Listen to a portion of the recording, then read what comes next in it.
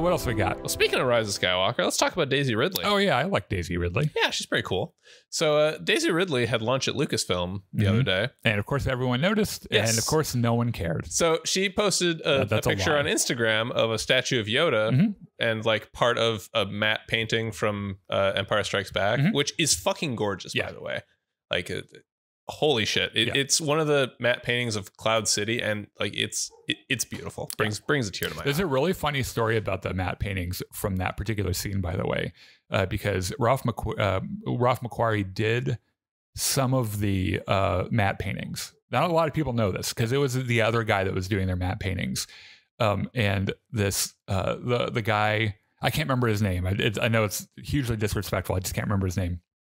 Had like Ralph McQuarrie was drawing some of the clouds of Cloud City, but because of the style artist he was, they didn't look very real. They were beautiful, but they weren't very realistic.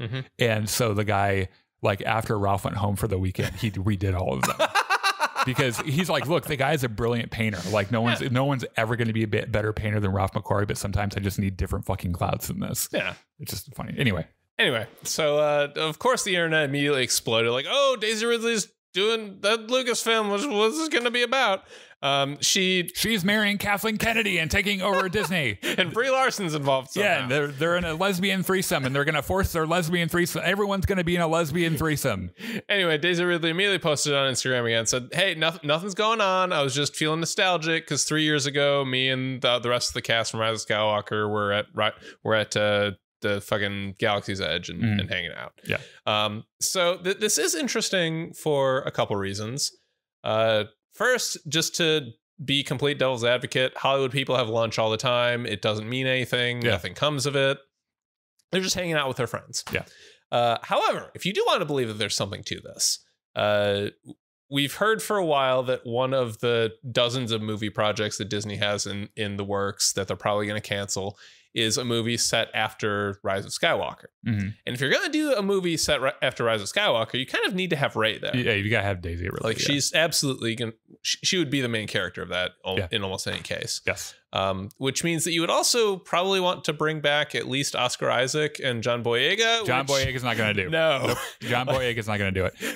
Oscar Isaac, I think, will do anything. I think so. Like, I think if it's, if they pay him well enough. I think he got out of Star Wars without any negative feelings. And like, he seems like such a cool guy. Yeah. Like, I don't know if I could piss Oscar Isaac off if I wanted to, like if I tried. But like, they're not going to get John Boyega. They're not going to get Kelly Marie Tran. So that raises some interesting questions about, like, do you recast those characters? Do you try to... Or, they're off on their own adventure. We can't, They got married and retired and had some interracial babies. Yeah.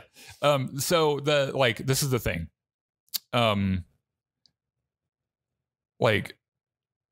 think that what they're aiming for here is that by the time these movies are coming out, the kids that were kids when the sequel trilogy came out are going to be older. And I think that that's probably who they're kind of counting on to kind of come around for this. Yeah. Because I know there are a bunch of you who are about to go write your fucking essay on YouTube about the sequel trilogy and how it killed your mother or whatever. But like, I think that Lucasfilm is probably like, by the time these movies are coming out, like, these are the people we're targeting. And kids who, as long as their parents weren't complete douchebags and just let them fucking enjoy Star Wars, really love Daisy Ridley and really love Rey as a character. So it makes perfect sense that she would be in it.